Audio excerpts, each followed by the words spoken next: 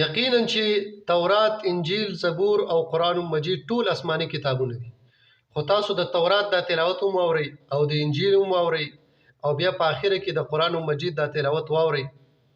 نو والله چې د قرآن کریم کې چې کومه مینه ده او د دې په ویلو او په اورېدلو کې چې کم سرور دی، کم د زړه اطمینان دی، الا بذکر الله تطمئن القلوب.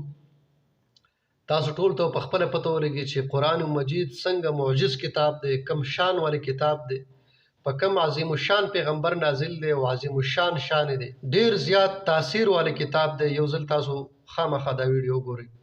כי חפץ לכם וסעדו ליבכם אחר תעברו כי על כן עברתם על עבדכם ויאמרו כן תעשה כאשר דיברת.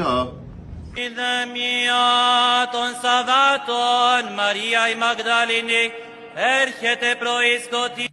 وفي الآخرة عذاب شديد ومغفرة من الله ورضوان وما الحياة الدنيا